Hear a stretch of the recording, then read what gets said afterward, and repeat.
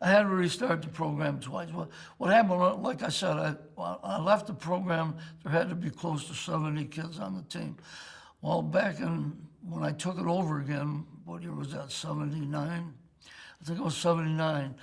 There were only 22 kids left. We're talking varsity freshmen and JV.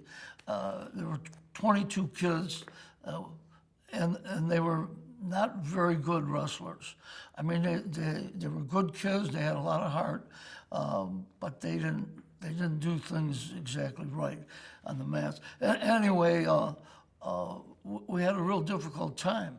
I was handed a schedule, and I didn't pay attention to it, and we had problems with that because we had a tournament which they counted as separate matches, and I counted it. I didn't realize it, but I counted it as one, and that's the way the schedule was handed to me. And as the season went on, we went into the NFL finals and all that. They decided to declare 5 or 6 of our wrestlers ineligible. And we had a tough time. We come out with a winning season, a real good season, but that hurt us going into the NFL finals. I lost 6 wrestlers there. Well, the kids on the team never forgot it. When we came back the following year, we cleaned them up. I mean, we pounded the teams that we were after were Tonawanda and Kenmore East. And I tell you, we buried them. Those kids didn't forget it. So that was the start of coming back again. And then we just kept on winning again.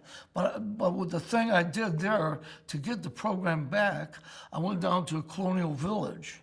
And I went down there and had a wrestling program for the kids at Colonial Village. I had 60 kids come out for the team. And it was an after-school thing. This was after the season that I could do this. Nobody would help me either. So we had this program, and I divided the 60 kids up into 10 kids on a team with 6 teams. I would give them instructions on Monday and Wednesday, and then on Friday we had 3 separate little mats, and they would wrestle. And so they had a league of 6 teams with 10 kids on a team, all paired up pretty good. So that became real attractive. Pretty soon the parents would come to watch these kids wrestle. And so I decided to have an NFL championship. Whoever won the league were the champs. Then I had the individual championships in each weight class. So that was another week. And all the parents flocked out. And some parents even complained from other grade schools, why aren't we doing it at our school? And so Mr. Filicamo would tell them, well, if you want your kid to come to be in a part of the program, send them to Colonial Village. I said, that's all right with me. Just send them down here. So that's how I started to get the program back. And then I had an assembly forum. I had the 5th grade, I think it was the 4th grade against the 5th grade, or 5th grade against the 6th grade. And we brought all the kids down around the mat, and I explained all about wrestling, all the technical terms, you know, and decision, you know how that goes. And so I explained it to them. We had a real exciting match.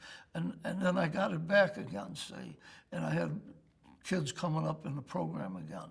And then somebody asked me if they could run the program for me because I was doing this all by myself. And I said that would be a big help because I was still coaching football. And so that we got the Little League program back, or started, and that kind of took care of itself. But getting back to the beginning, you got to understand that I didn't have an assistant coach for at least 3 years until we started getting so many kids out. They realized that I needed help. And my first assistant coach was a guy by the name of Dick Baugh. He was a 7th and 8th grade history teacher. He knew absolutely nothing about coaching or wrestling. So he was a big help, though. The kids loved him. He was a good speaker. He could motivate the kids, and he held the team together.